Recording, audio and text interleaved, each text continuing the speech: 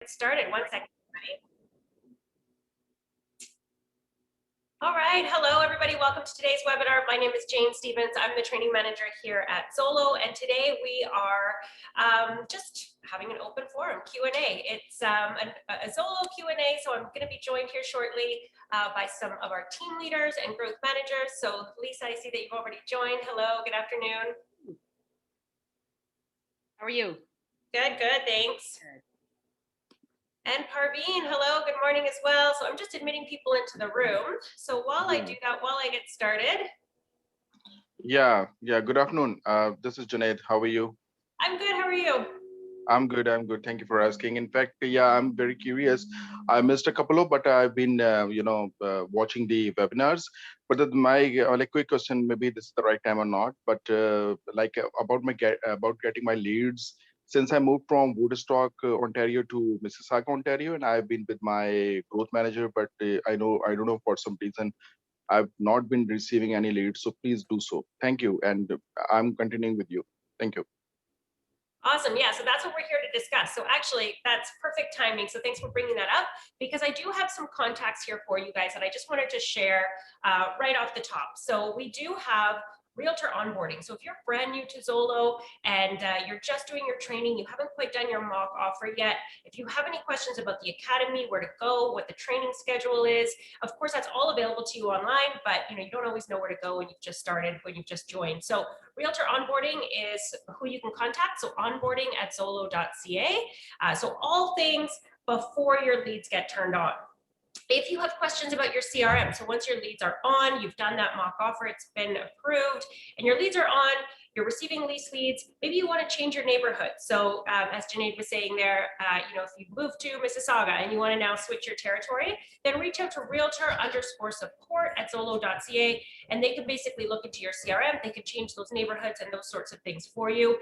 So yeah, if you're looking to get your leads turned on, reach out to them as well. So you have onboarding, and then you have realtor support. And then if you do have a deal that you're working on and you're not quite sure maybe how to structure it, or if it's your first time other than your mock offer putting something together, reach out to your team leader or your growth manager. So as I said, I am joined here today by a few of the team leaders. So Lisa, you were first to join. Thank you again for joining me today. If you want to do just a quick introduction so everybody knows who you are, that'd be great. Yep, sure. I'm Lisa Nash, and I've been with Zolo since probably the beginning. I was initially with Zolo way back when they used to have partnering agents, and I was one of them. And then I decided that it made better sense for me to join Zolo directly back in 2018, because I saw the amazing opportunities that Zolo offered. So anyhow, so I've been at Zolo now since 2018. Awesome. Thank you. And I know you're always, super informative on these sessions. So I'm looking forward to chatting with you today and just sharing some ideas. So definitely you guys bring your questions, drop them in the chat. I'm also joined here today by Parveen. Let me see if he's got his mic on so he can say hello to the group as well. Hi there. Hi, everybody. Yeah. Hello. Oh, just an introduction? Oh, I can't, I don't know if everybody else can hear him okay. Hello. Hello. Hi, Parveen. How are you? Hi, how are you? Good morning, If you just want to introduce yourself to the group before we get started here. Yes, my name is Parveen Sharma, and I am not with Zolo for a very long, but however, I have experience in the real estate business 19 plus years, and I'm looking forward to work here with my team and all of you. And actually, Zolo, I found it really good for lead generation, because lead generation is the main work which every agent outside they do. They generate the leads. It's very important to get the business going, right? So that's why I joined Zolo, and I'm looking forward and working with everyone here. Awesome. Thank you so much for joining me today. Thank you. And we're also joined here by Steve. Steve is out in Ottawa. Good morning, good afternoon, Steve. Good morning, everybody. if you want to just do a quick intro for those of the group that haven't met you yet. Sure. My name is Steve Montroy. I'm a broker manager in Ottawa, Ontario, where I manage our Zolo team that we've been here for going on 2 years in July. And we're going strong and loving Zolo. Awesome. Amazing. Well, thanks again for joining me. Before we jump into everybody's questions, I will just start off with a quick hello. I'm going to launch a poll just so that we know. Oh, I can't because I've got co-hosts. Never mind. I'm not going to launch a poll. I'm going to share with you guys the training calendar. So it's the end of the month. Gosh, I can't believe it's Thursday already. So at the end of every month, we do this open forum Q&A. So again, in the chat, please drop your questions. Let me know if you have questions about your CRM, about deals, about the market. We can talk about it all. So this is literally a session by design by you guys. So there's a training calendar. We'll have another one up shortly for June. So please check that out in the workplace group under training. That's where you can always see the calendar. That's where we post links. You know, we send you a message, a text, an email. So we definitely don't keep those links a secret. So please reach out and or check that out on the workplace group. All right, without further ado, let's get started. So I'm going to stop sharing the screen so we can see people, and feel free to turn on your videos. If you do want to raise your hand, I can unmute you. We can chat. Otherwise, of course, in the chat, you can also drop in your questions. So lastly here, I think we're just being joined by Monique, who is our new agent GM. So I'll give her a minute to maybe turn on her camera if she wants to, and she can introduce herself. Otherwise, yeah, let me just finish this screen share. 1 second. All right. Oops. Stop share. All right, so let's get started. Monique, good afternoon. Are you there? All right, she was going to join us a few minutes late, so we'll get started. Okay, so first question from Farouk today. What do you suggest? Is Matrix or Stratus better? Any feedback on that, Lisa? Oh, you're muted. There you go. Whatever works best for you. So to me, there's no better or worse. So you just got to try them both and see whichever one sort of suits your style more so, and what you're trying to achieve. I mean, they pretty much do the same thing. And you know, if you don't know how to do something in one, there's always, you know, help that you can find out and get help for. So to me, just use them, whichever one is going to work for you. That's the best one to use. Yeah, I know that we were just forced to make a decision. So I think if you choose one over the other, you can't switch back. So if you're used to using Stratus, stick with that for now. But my understanding is that Matrix is going to take over eventually. So Stratus will be phased out. So if you're choosing one for the very first time, probably go with Matrix, because as I said, that's probably going to be the one to take over in the future. I've used both platforms. There are pros and cons to both. Stratus has the collab platform that requires a client to, set up a login and password. Matrix is a little bit user-friendly in that sense. You can send out like a client portal, I believe it's called, in Matrix, and they're not required to set up yet another username and another password. So that's an advantage to Matrix. I know, Steve, you're really familiar with the Matrix platform. What's your feedback on that? Well, I've never used the other one, so I really can't comment on Stratus. I've only used Matrix. It's really good. It's got a lot of fantastic tools. And to be honest with you, most realtors only use about 5% of its capabilities. So I would suggest, in all honesty, whenever you get those emails from the board, and I'm constantly asking my team to please read their email, because as realtors, we get busy with our transactions and we see those board emails and we're just like, they're just trying to make themselves look busy to earn their pay, and we delete the email. And don't do that. Like, read them. Just today, I went through 2 emails, one from yesterday and one from today, both with links to like updates on forms, on Matrix, a couple of tips and tricks for Matrix, and they're really awesome. They help you do your job better. One of the tips today that they were talking about was utilizing more targeted type search criteria by going to the bottom of your search screen When you go to the bottom of the search screen, you can press like an additional function button that allows you to search in a lot of different ways. The one that I hadn't thought of using that they suggested today, which I thought was really cool, is one of them has to do with listing remarks, is what it says. And then what you can do is you can actually search for keywords. So like, let's say, for example, that your clients really want something. I don't know what it is, like maybe it's a wood burning fireplace, or maybe it's a hot tub or something. You can actually put that in that little keyword search, and then all the listings that are active in the board are going to come up that have that keyword search for your clients. So it was a cool little tip I picked up today.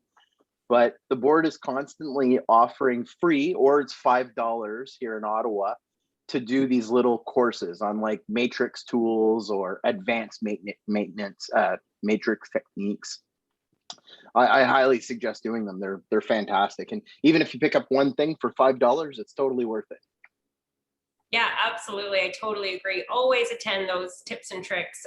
You just never know, right? What you might be missing. And there's some cool features in there that are kind of hidden sometimes. Can we switch to Matrix now is the question that's coming in. I don't believe we can. I think we had to make a decision and we had to stick to it. So I don't know when that will become an option again. So if you didn't switch to think Matrix. we said, was it the next year or something like that? I know you can switch. Yeah. Yeah, Yeah. I think it is in a year. So When were we forced to make this decision? Was it in January? Is the year up? Oh, a while back. A while back. Okay. Yeah, I'll find out for you guys. Before we jump into some more questions, I see Monique has joined us. So hello, Monique, how are you? Good, how are you? Good, thanks. So as I mentioned at the beginning, Monique is our new agent GM. So welcome to your first Zolo Q A. If you want to maybe introduce yourself quickly to everybody, we'll jump into the questions after. Awesome. As Jane said, I'm Monique. I'm the new agent GM. I've been with Zolo for the last 14 months, and it's been amazing. I'm looking forward to this new opportunity and helping these new agents get started on the right foot to be very successful at Zolo. Awesome. Thank you so much for joining me today. All right, so let's jump into some questions. There's one about commission that I will get to, but maybe we'll address this one first. Having a client that's looking for a condo, 2650, but she's saying that her father will be signing as a guarantor. How to proceed with such a deal? How do you deal with guarantors? Monique, you're the new agent GM. Do you want to address this one, or? Guarantors are kind of tricky. I'm not putting you on the spot, I'm sorry. No, it's fine, it's fine. And I'm sure that everyone might deal with them a little bit differently. But for me, luckily, I've never had to deal with one, but I know that if you have a guarantor, the landlords are going to kind of want to know their financial information to make sure that they are absolutely going to be able to help whoever the tenants are. There is a section on the form where you can put the guarantor's name as well. Ultimately, it's going to be up to the landlord to decide if they are going to want to accept the guarantor. But that's a conversation that you definitely have to have with the listing agent. Yeah, awesome. Yeah, something that comes up in chatting with newer agents for me is that sometimes a guarantor is outside of the country. I would say that, that probably won't qualify. It would be hard for the landlord to chase a guarantor that's not in Canada. So if that's the situation you're confronting, make sure that they are in the country. And prepare another rental application for the guarantor and, provide all of those supporting documents. As Monique said, they're going to want to know that that guarantor is qualified and able to assist if needed. So is there a guarantor form? No, the rental application can be used as a guarantor application with the supporting documents. But as Monique said as well, there is a signature line there on the agreement to lease that you can have the guarantor sign. And you may even want to put them as a party to the contract. So if it's your tenant's name and then the guarantor's name, just specify in brackets that they're the guarantor and they're not actually going to be residing in the property. That's what I was going to say, by the way, is that effectively the guarantor is treated in the same way as a tenant, like both legally and in the application process. And anytime that I've done it, I have all of the tenant information names, and then next to that person's name in brackets guarantor, which makes it obvious that they're not staying there. But yeah, other than that, you have to do all the same stuff. Check their credit, get their last pay stub and all the other stuff. Absolutely. Yeah, excellent. So I've got a question here. Awesome. They're coming in fast and furious. I'm going to start making notes so that I don't miss anything. Parveen, I'll have you answer this one maybe from Priyanka. So most of the prospects think that we're showing or listing agents. I show the properties and they kind of disappear. Most of them talk to many agents within Zolo or outside of Zolo and are not ready to commit. How to handle this? This is a good question. You know, mostly we come across with this kind of situation all the time. Usually that's why there is a pre-qualifying script. Before we just jump on to showing, we ask the questions that if are they looking to buy within the next 3 to 6 months? Are they renting or do they own their home? Or are they working with any realtor? Or so that will bring up everything, right? Like we have to find out whether some people are just preliminary searching it. They are not going to make the decision right away. So you should know where you are going before you just jump onto going there, right? And showing there. So this is very important question. That's why we should ask and know everything up front. That's what I think you should do. Yeah, let's talk a little bit about that script maybe, because you're right. It's about getting to know them and what they're looking for, but also letting them know who we are, right? And so that's a good opportunity to say, we're not the listing agent, we're a buyer specialist. So do you have something specific that you make sure to bring up during those conversations? Yes, I have a script which I follow up with them. So I just ask them that all these qualifying questions, as I asked you, that are you working with any agent at this time? Are you 100% committed with that person, or you are open for better options, right? And then you basically then if they say no, then you have to say, would you like me to put you on priority access and send you the exclusive listings, right? Including bank foreclosures, company-owned properties, or distress sales, right? To attract them towards you, right? If they say, yeah, of course, most of them, they will say, oh, yeah, you have bank foreclosure property, company-owned properties, distress sales. Yeah, sure. So then we ask them, when can we get together for 15-20 minutes so that I can show you what we can offer, right? Is tomorrow good or today is better for you? This evening is better or tomorrow morning is better for you? You just set up the time with the client, and then you basically these days, if you can't meet in person, you can set up the Zoom meeting, and you can do the buyer's presentation in front of them, and you can also show them how working with the realtor, like who's the buyer's agent, who's the seller agents. You can show them that the seller's agent is representing the best interest of the seller. His job is to sell the property for the highest possible price, and he's not obligated to tell you everything. He's only obligated to answer your only questions, whatever you ask them, in fairness and honestly.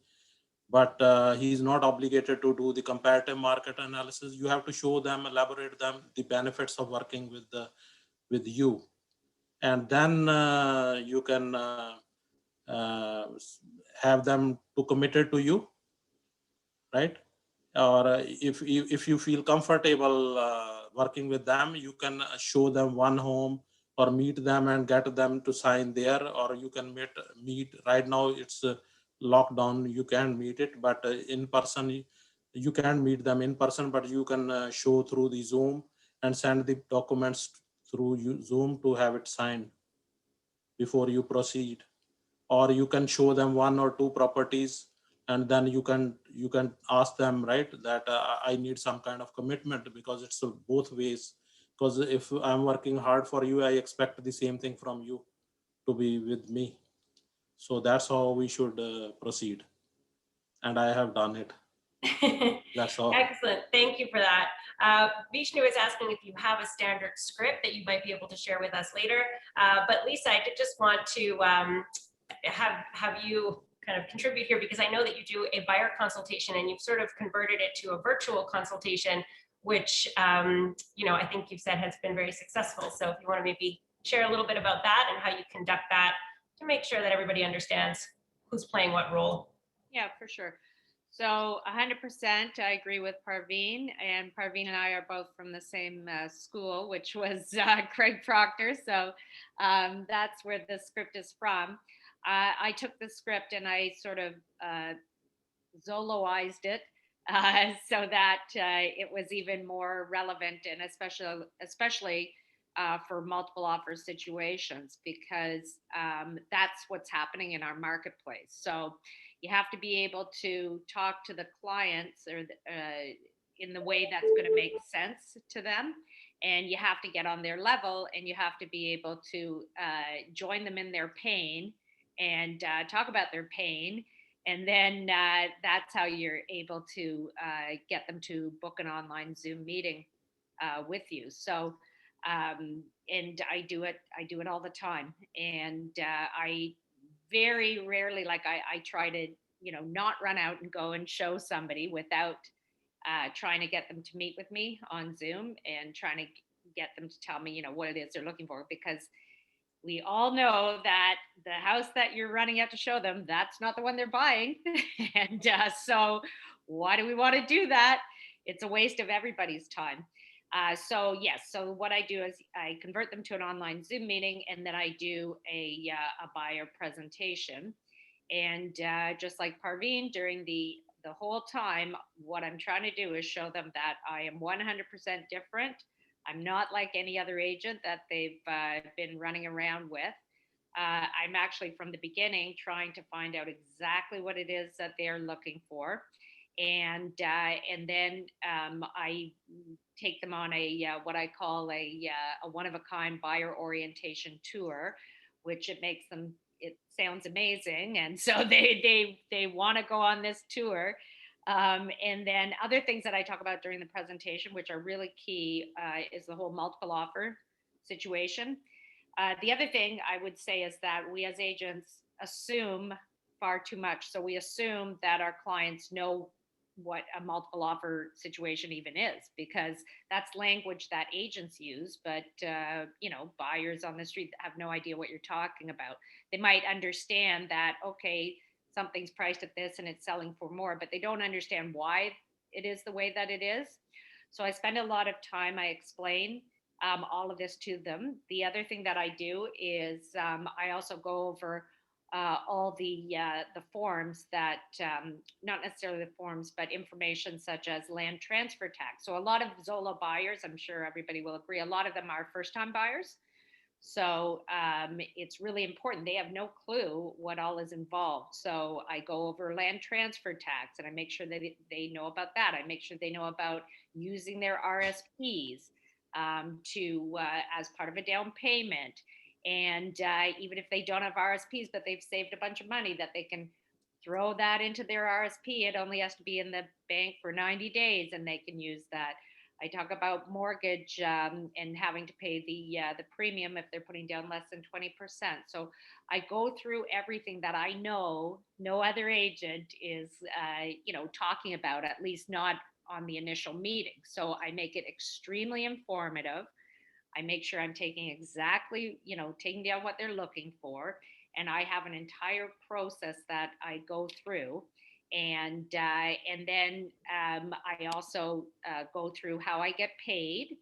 And then finally, I talk about different bonuses that I offer them. And then I end up, I'll send them all the forms with my commitment letter to them. and get them to sign up with me. All right.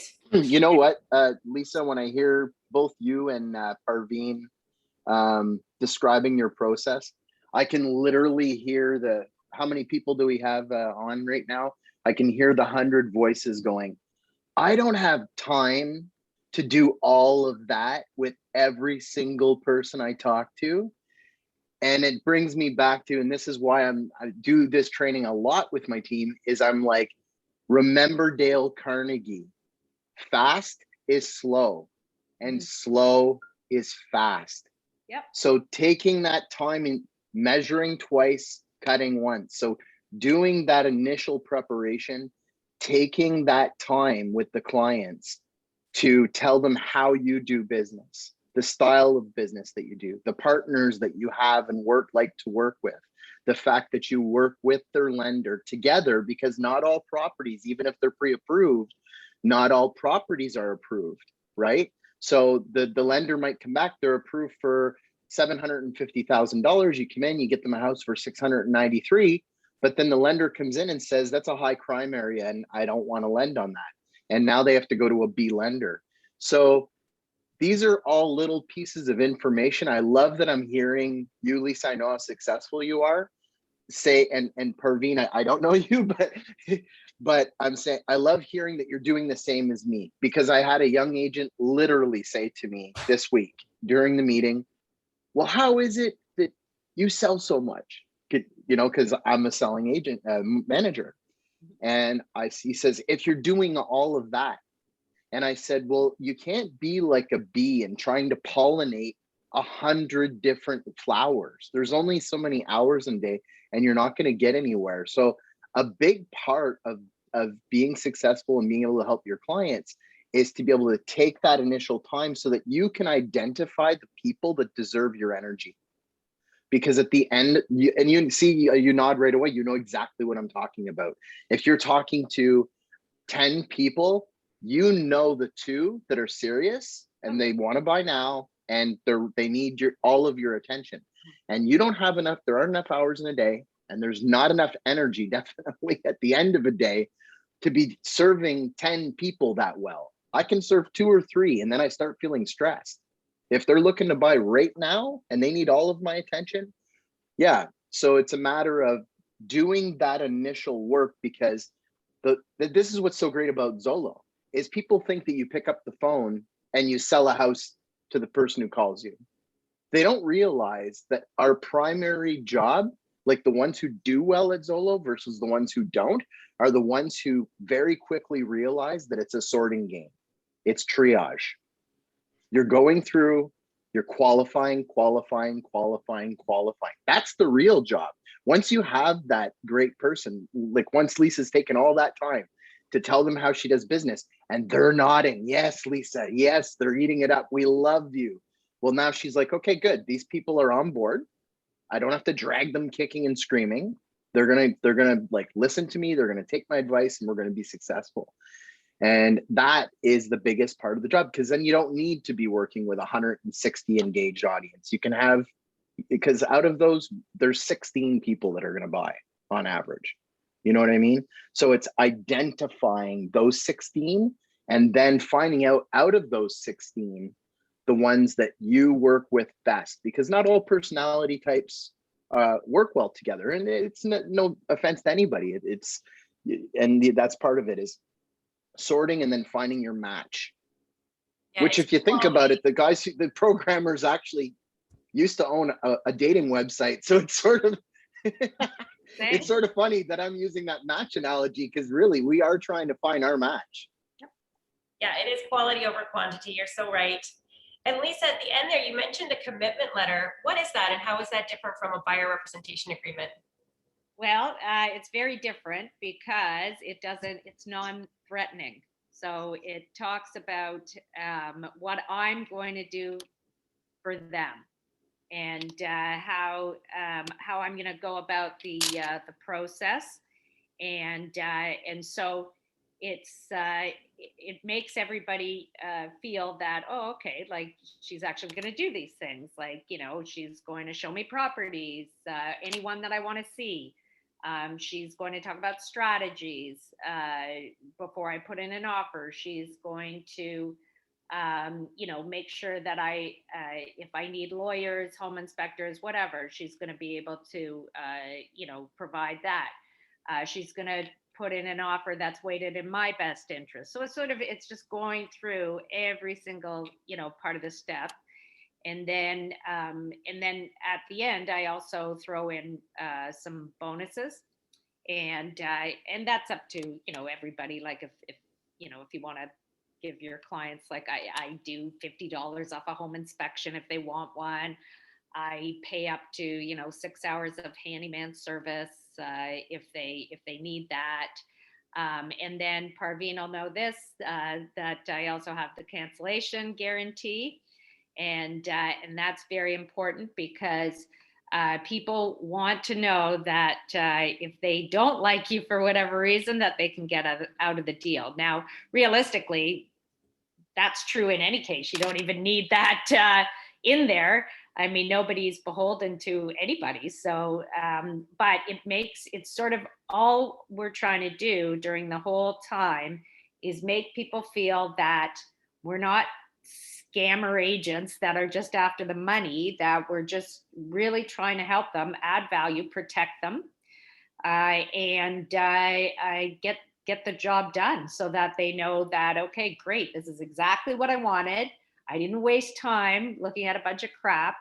I got a property that, I knew exactly how much this property was going to sell for. I wasn't pressured into putting in a certain price. I was just given factual information and I was able to make a decision for me.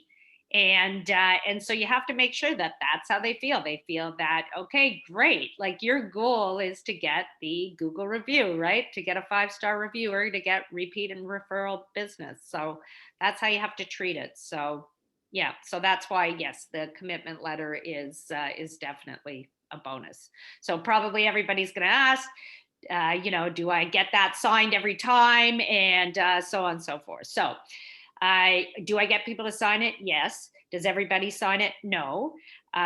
Do I then not work with them? Of course not, because everybody, you have to just remember that people are all different. So people, what I do though, is I try and make everything as best as possible. So, I have a process for everything, and I just try and up my odds of it working out.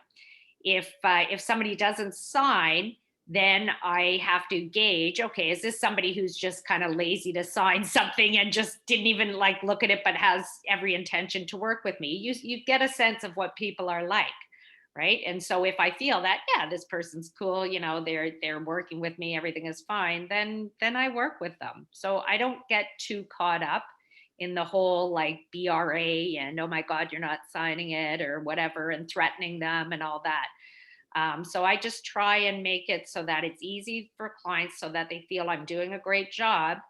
And that's basically what I do. At a certain point, if they are going to be putting in an offer, then at that time I'll get them to sign the AREA BRA, but it's just like part of the forms that they're signing. Awesome. I think, yeah, that definitely answered a lot of questions that was coming into the chat. Something else that you did touch on when you were talking about doing your buyer consultation, that you went over multiple offers. And we do have a question that came in from Marjan. So how to win in multiple offers. Of course, that could be a whole 1-hour webinar, but maybe let's touch on it a little bit, because right now, I mean, that is what's happening in our market. We are seeing most of these, resulting in multiple offer situations. So how to win? Maybe let's talk a little bit about maybe some tips and tricks. Yeah, I would love to just have a brief, just because I can't stress how important it is for you guys to learn market value. If you know market value, then you should be able to at least guide your client with, hey, this property is priced at $300,000, but here you go. Here's all the data. It looks like it's going to sell for, $600,000 or whatever. Your job is to present the data. Your job is not to say, oh, I think a good price for this home is $450 or whatever. That's not your job. You have to have data to back it up, and you just present it here. And I have a whole, like, I use a program, it's called Snagit, whatever, but it allows me to put, and I would also suggest this in a very easy format for people to see. You can do a print preview and copy it, and then people can see, okay, fine, here's here's what this one sold for, that one, that one, that one. And then you can also have a link to all of the various listings so that they can see them sort of one by one. But you have to make it easy for people to understand the data. It's very difficult to sit there scrolling through listing after listing, right? Like, it gets confusing. So if you make this into a nice little chart, people will be able to review the data.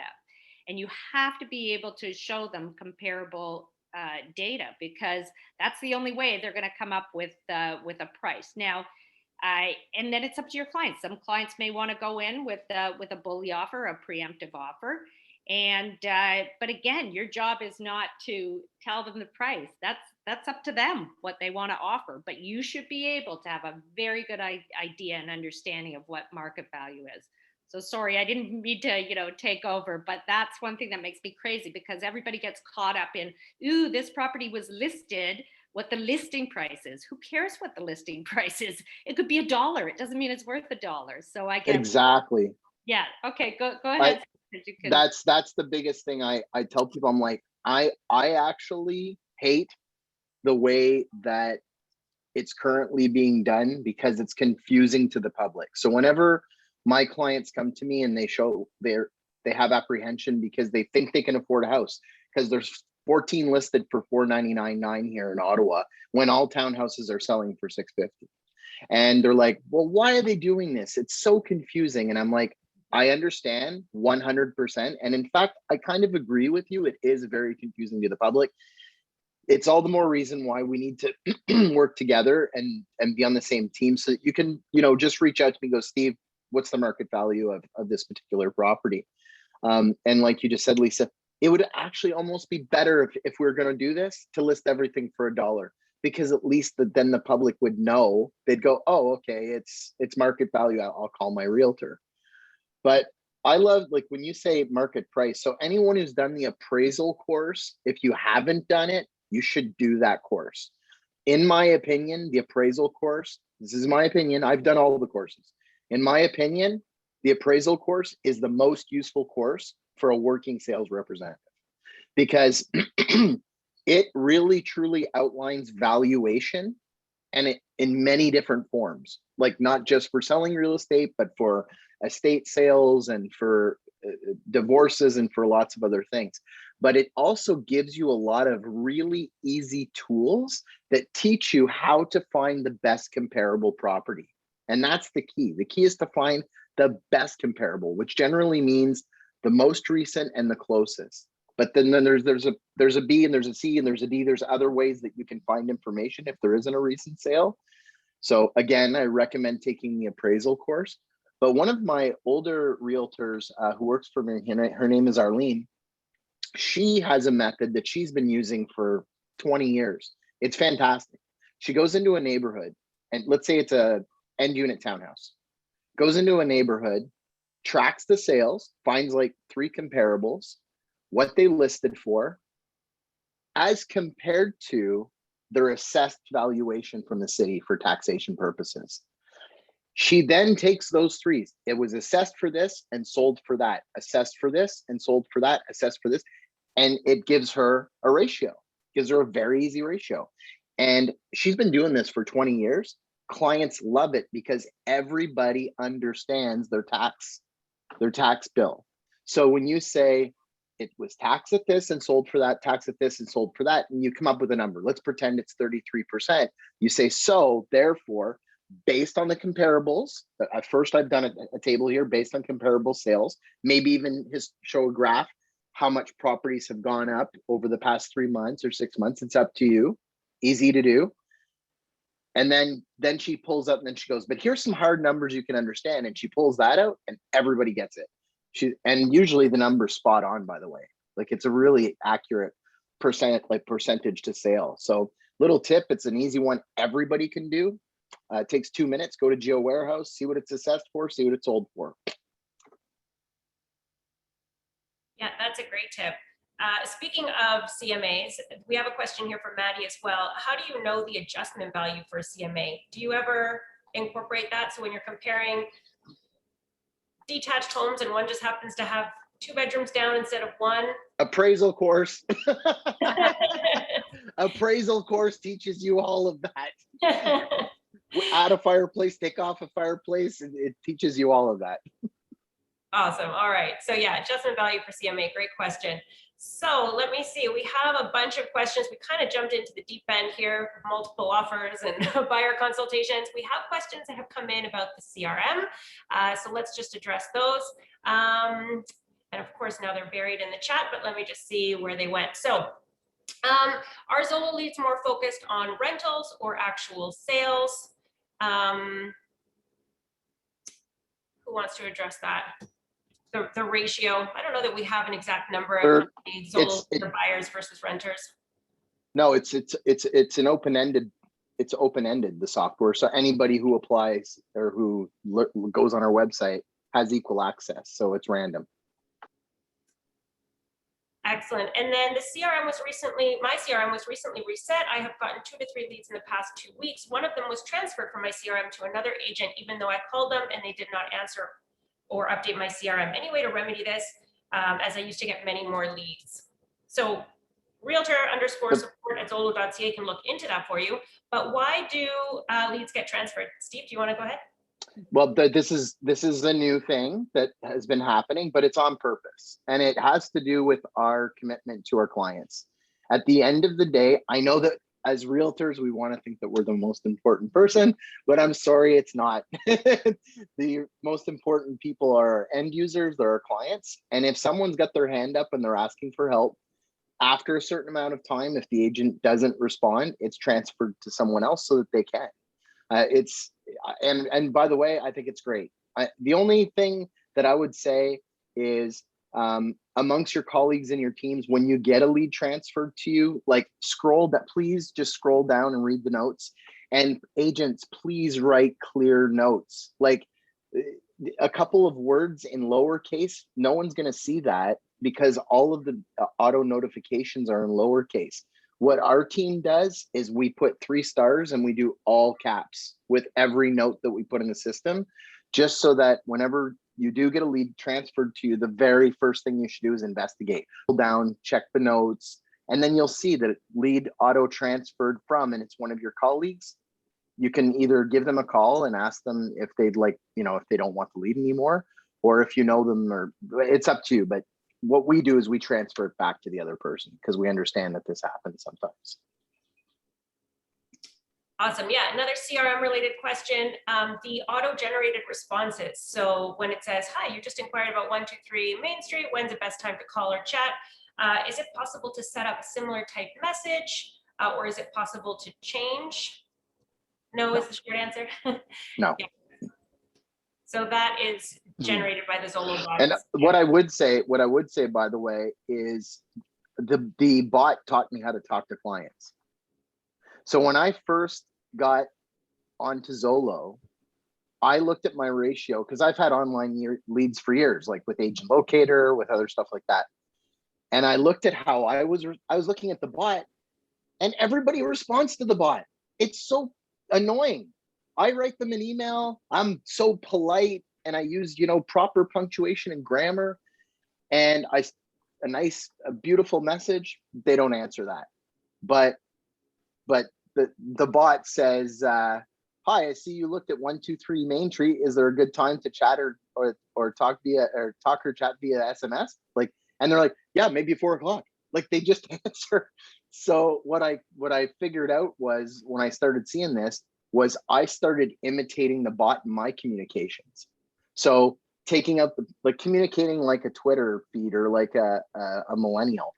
So I got rid of the punctuation, got rid of the long flowery sentences, and just put little direct messages. Hi, I see you're interested in this property. When would you like to see it? Like stuff like that. And the ratio of people answering back was like tenfold. I couldn't believe it. So it's silly, but the bot actually taught me how to I talk to totally agree with customers that, better. actually. Yeah, the way it sends out like little smiley faces after your name at the beginning, I thought, oh, I wish I could change that. And now I end everything with a smiley face. It makes a text, it makes a huge difference, you know, and I'll say this to the men who are on this call. Men are often afraid to use too many emojis because they think it's girly, you know.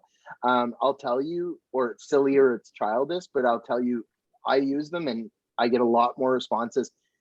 You know, it's the whole, you know, it's easier to attract with honey than vinegar. Like a nice smile at the end of your text, even when you're giving bad news, like is, you know, like, or the thank you hands, very, it does soften the blow, or it helps them quite a bit.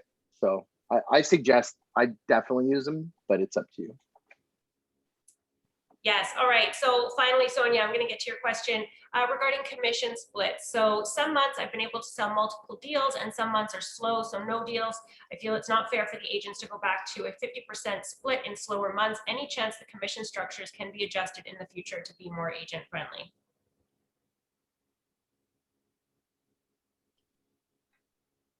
Steve, do you want to address that one? Yeah. Whoops. Sorry, I zoned out for a second. I got an email. Go ahead. Yeah, sorry. So just adjusting commission splits in the future. Adjusting commission splits. What do you mean? Sorry. Yeah, I'll reread. Okay, yeah, sorry Months about I've that. been able to sell multiple deals and some months are slow, so no deals. I feel it's not fair for the agents to go back down to 50% split in the slower months. Any chance the commission structures can be adjusted? No. I don't mean to put you on the spot. I can address this one actually, if you want quickly. So no, I don't think the commission structure will change, but actually it's structured quite fairly. If you were to join a real estate team, your split would always be 50-50 on the leads that you're getting from your team leader, and probably 50-50 on the personal deals that you're bringing to the team.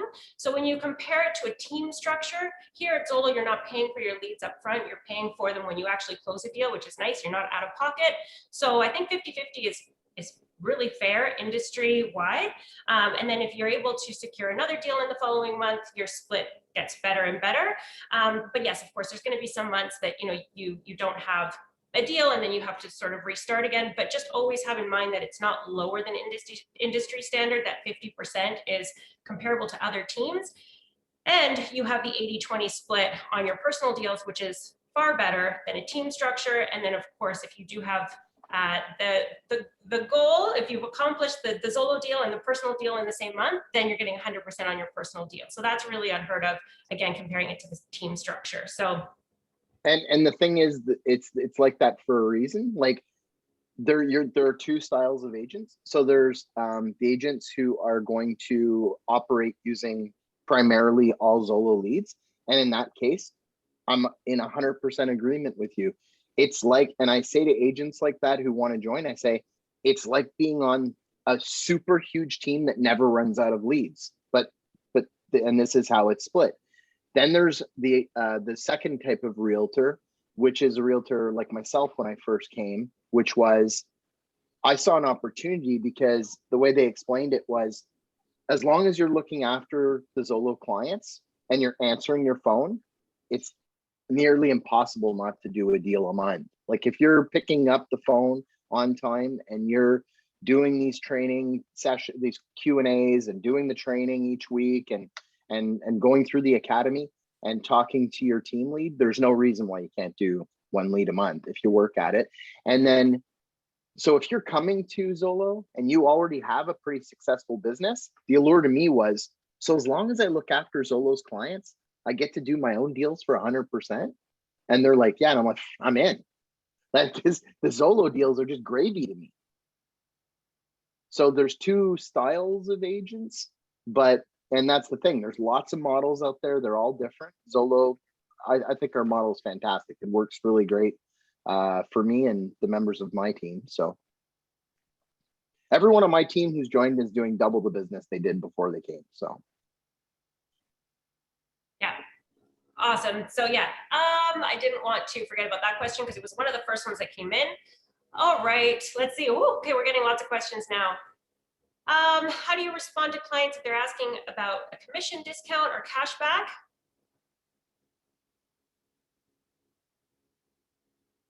I'm just reading through the other ones here if anybody wants to pick that up. It I know depends. it's more of a thing in Toronto. Yeah. Well, We don't really get bothered with that much. Personally, I don't do it, but I think it's only few of the cases you will find it like that. They are who are asking these kind of things. First of all, you have to show them the value.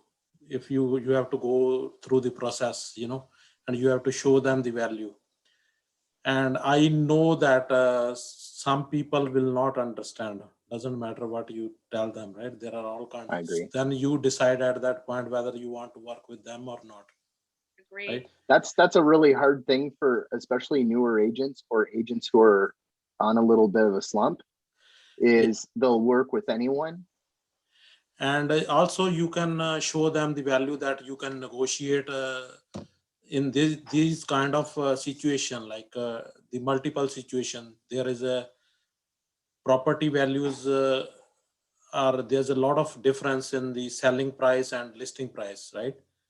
50,000, sometimes 100,000 over asking price, right? So you can show them, you think that a pie 5,000 or 7,000 or 10,000, whatever you are expecting will make the difference in this kind of things, right? So that's how I tell them, right? You think after showing you my experience and I can do this thing, you think I can save you this much money?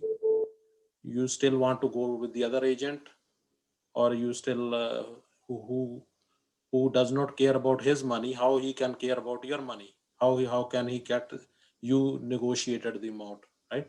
So these are the ways of convincing them. But doesn't matter sometimes how much you convince them, they don't if they don't understand that at that point you decide whether what you want to do.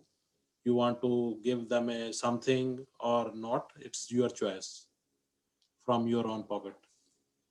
The best piece of advice I ever got with regard to the word commission is to remove it from my vocabulary. So whenever someone says to me, how much is your commission? Or how much is the commission? I say, we're going to get to that, but let me tell you a little bit about how I do my business. And then you walk them through, like Lisa explained so well, all of the services she provides, all of the extras, all of the bonuses. And then when you're done saying that, you say, now for all of the services that I provide you, I'm compensated 2.5% for my efforts. Because in the English language, the word compensation is earned, a commission is given. There's a psychological thing that happens. And when I say that to people, they never argue with me. Like after I say, and for all of this work that I'll do for you, I am compensated 2.5%. And to be honest, Parveen's right. There is a decision too, like whether you want to work with someone. I find, by the way, people who drag their heels and don't want to pay us, they end up being 5 times, 10 times the work of the people who are going to play ball with you. It's never worth it. The argument over commission is just not worth it. Next, you just say, next, you know what? That's great. This is how I work. This is what I offer. And if that's not what you're looking for, that's awesome. I can refer you to a realtor, or maybe you have someone in mind, but thanks so much for giving me this opportunity today. And that's it. And you know what? He who's a lot of times too, I rarely get to that point, because most of the time, Parveen touched on something too, which I'll say to them. I'm like, when I'm working like to save you money or to make you money, it's in the thousands of dollars, often the tens of thousands of dollars. $10,000, if you're looking at a 1% deduction, we're talking about $100 here. Do you want to focus on my 100 or your 10,000? Like, there's no arguing that kind of common sense. If the person's going to argue with you, good luck, brother. I wish you all the luck in the future. Thanks for the opportunity. Hasta la vista. Like, I'm gonna go find another client, you know? But Awesome. Always so true. A couple of final questions here, Monique. I'll have you answer these. They are from newer agents, I believe. So there have been some cases where clients have responded back rudely because the bot is sending out buying options when they're really looking to lease. Is there a way to resolve this in the CRM? Honestly, just pick up the phone. It's hard. They don't really understand that we have bots. So if you pick up the phone and you explain to them what's happened, because I know that I've had that happen to me before, or sometimes the bot will send out a message and then like 5 minutes later it sends out the same message again. And so they think that you're like pushing them to do something or for an answer or something. But if you literally pick up the phone and call them and say, look, you know what, we have a bot, sorry, like, how can I help you? It kind of reduces the anger and the rudeness when they understand that it didn't actually come from you. So I don't really think there's much that we can do to change the system, but it's just how you respond to it that will make the difference. yeah, and like, obviously we recommend like turning off their lead, like calling them, turn off the Zolo leads and then put them on a proper search using Matrix or the other system. I already forget the name that you guys use because I've never used it. But you know, in the Zolo CRM version 2021, we don't have the ability to customize searches for our clients yet, but we're asking like maybe 2022, maybe 2023, we'll see. Because it would be nice to keep them on Zolo as opposed to getting them on off of Zolo. I'd rather customize their search right in Zolo and keep them there, but we'll have to keep praying and waiting for the developers to give us all of our wants and desires. Yeah, so definitely true. Yeah, pick up the phone, find out what they're really looking for, turn off their leads in the CRM or turn off those auto emails that they get, set them up in Treb. Last question, Monique, I'll throw this one to you as well. If the lead is from Realtor.ca, is that considered a Zolo lead or a personal lead? The lead is not registered with Zolo. Oh, well, if it's not registered with Zolo, then absolutely that would be your own personal lead. Yeah, so it's great to have listings because you'll get leads from Realtor.ca and those would be personal leads for you. So awesome. All right, well, I think we addressed all of the questions. If there was one that I missed, I'm sorry, I'm trying to keep up with the chat box. Reach out to me afterwards and I will answer your question. Otherwise, Realtor support is also available if it is CRM related. And you have your team leaders here, growth managers available to help as well. So thanks you guys for joining me. I love doing these Q&As. And yeah, we'll see you on the next webinar. Thanks, guys. Thank you. Bye. Bye. Bye.